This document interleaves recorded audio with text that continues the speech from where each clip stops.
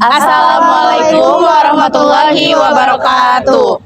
Puji syukur mari kita panjatkan kepada kehadirat Allah Subhanahu wa taala.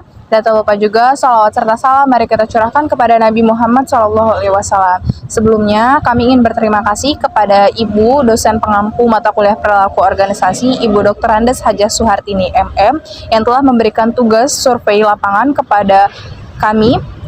Sebelumnya, kami dari kelompok 7 izin untuk memperkenalkan diri. Saya Amelia Meifa Salsabila.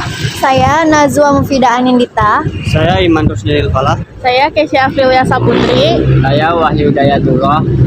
Kami dari kelompok 7 akan melakukan video survei lapangan dan wawancara kepada narasumber salah satu karyawan di Balai Besar Pelatihan Vokasi dan Produktivitas. Baik semuanya, mari kita simak video. Selamat sore Ibu, terima kasih telah meluangkan waktunya untuk berbincang dengan kami. Hari ini kami ingin mendengarkan pandangan Ibu mengenai motivasi kerja di BBPVIP Serang. Obrolan ini nanti akan menjadi bagian dari metode untuk membuat laporan kami. Apakah Ibu bersedia untuk melanjutkannya? Ya, silakan lanjutkan. Mohon maaf, apakah boleh Ibu memperkenalkan diri terlebih dahulu, nama dan jabatan Ibu saat ini di BBPVIP Serang? Oke, izin perkenalkan diri, nama saya Mulia Ningsih. Jabatan saya sekarang adalah sekretaris dari Kepala Balai Besar Pelatihan Vokasi dan Produktivitas Serang. Boleh dilanjut, Mbak? Sudah berapa lama Ibu bekerja di BBPVIP Serang? Kebetulan saya angkatan ASN yang baru. Saya baru di sini itu sekitar 10 bulan, terhitung dari Maret 2024 sampai saat ini. Selanjutnya saya akan mulai, Bu. Iya, silakan Mas. Apa tugas dan tanggung jawab utama Ibu dalam jabatan tersebut? Oke. Sebagai sekretaris pimpinan tentunya banyak hal yang harus saya lakukan. Salah satunya adalah menyiapkan secara administratif keperluan pimpinan.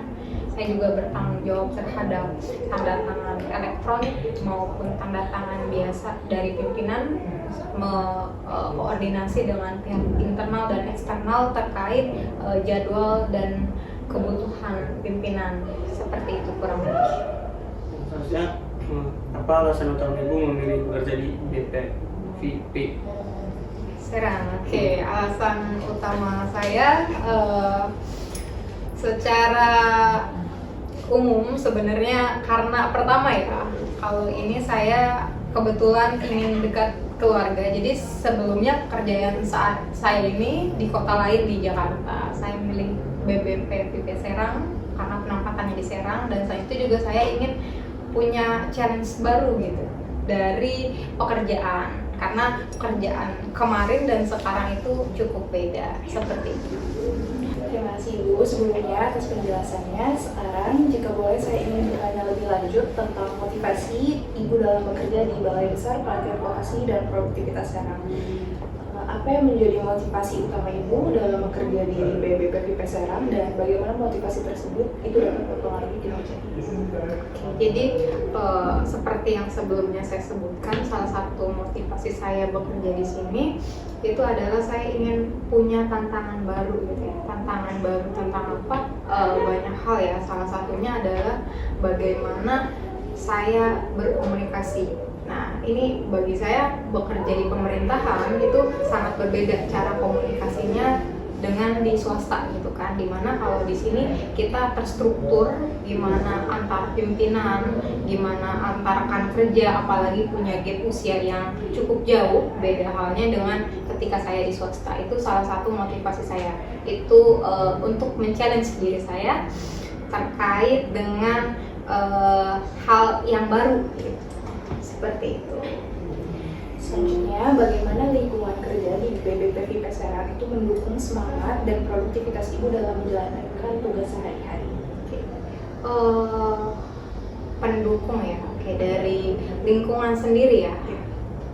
Kebetulan di sini saya punya pimpinan yang luar biasa, ngasih contohnya ya. Jadi kayak kalau misalkan seperti kepala balai, terus kepala bagian umum, terus ada juga kepala bagian keuangan, itu tuh yang saya lihat beberapa bulan sini saya bekerja, mereka punya etos kerja yang luar biasa gitu. Jadi saya agak speechless juga sih, maksudnya saya kira tuh di pemerintahan itu tidak semuanya dalam tanda kutip disiplin dan punya dedikasi tinggi dan itu saya lihat ya, mereka bekerja datang pagi sekali, bahkan sebelum jam kerja di sini 7.30. Dari mereka yang saya sebutkan tadi, kebanyakan datang sebelum itu, bisa jam 7.15, dan pulangnya itu bisa lebih dari jam kerja. Kita seharusnya jam kerjanya itu sampai jam, kadang-kadang tuh mereka sampai jam 6, setengah 6 minimal tiap hari. Kadang-kadang ketika ada tamu, mereka bisa pulang jam 9 malam, bahkan Sabtu Minggu juga kerja gitu. Jadi itu gambaran yang saya dapatkan. Selanjutnya, mohon maaf Ibu, izin bertanya. Selanjutnya, apakah sistem penghargaan dan pengakuan di BPIV Serang cukup mendukung semangat kerja Ibu? Kalau dibilang mendukung cukup ya, karena di sini dari segi penghasilan mungkin salah satunya yaitu yang penting untuk pekerja itu cukup. Lalu juga dari atasan juga cukup memperhatikan terkait kesejahteraan karyawan seperti itu. Selanjutnya, apakah tantangan Ibu menghadapi dan dalam pekerjaan di BPIV Serang, bagaimana itu mengatasinya? Tantangan yang paling besar yang saya alami, yang tadi juga saya sudah sebutkan, bagaimana cara komunikasi di sini ya. Jadi kenapa saya menekankan itu, karena di sini punya kultur yang berbeda gitu kan, apalagi kita punya gap usia yang cukup luas ya, maksudnya kayak di sini banyak yang bekerja tuh boomers ya, dan itu kita harus punya seni tersendiri kalau bekerja dengan boomers. Jadi kalau misalkan kalian antar Gen Z akan sangat berbeda ketika kalian berkomunikasi dengan boomers. Jadi ketika kalian juga punya, walaupun kalian pintar, kalian cekatan, tapi ketika kalian tidak bisa mengkomunikasikan itu juga, itu akan mau besar ketika bekerja di tempat yang punya usia yang berbeda gapnya gitu. Makanya harus kita punya jiwa belajar gimana biar menyesuaikan di lingkungan manapun. Jadi kita bisa adaptasi seperti itu. Baik Ibu, selanjutnya saya izin bertanya. Jadi apakah BPPVP Serang ini menyediakan peluang untuk pengembangan keterampilan atau pelatihan? Tentunya untuk pegawai kami disediakan juga, apalagi di menteri baru kita yang baru dilantik kemarin, itu Profesor Yasirli sangat menekankan hal tersebut, bahwa setiap pegawai itu harus punya pengembangan diri gitu kan. Bahkan salah satu implementasinya kita itu, apalagi yang ASN setiap periode tertentu wajib mengisi namanya SKP. Nah, di SKP itu akan dituliskan apa yang telah kita laksanakan gitu kan, dan disertai bukti dukungnya. Nah, tahun kemarin itu kita per tahun itu mengisi 4 kali. Nah, di periode sekarang kita diminta untuk mengisi 1 bulan sekali. Jadi kayak lebih ini lagi gitu kan pemantauannya, seperti itu. Selanjutnya Ibu, apa harapan Ibu terhadap BPPVP Serang ini untuk mendukung pengembangan diri Ibu dan meningkatkan motivasi kerja? Harapannya mungkin terkait kebijakan ya, karena di per-ASN-an ini di tahun sekarang kan, di beberapa tahun kemarin ada 2 ya, ada ASN itu nanti ada P3K, ada CPNS. Nah, nanti masing-masing itu punya 2 kebijakan yang berbeda gitu, dimana kalau misalkan P3K ini tidak terlalu diberi ruang dalam tanda kutip untuk berkembang gitu kan.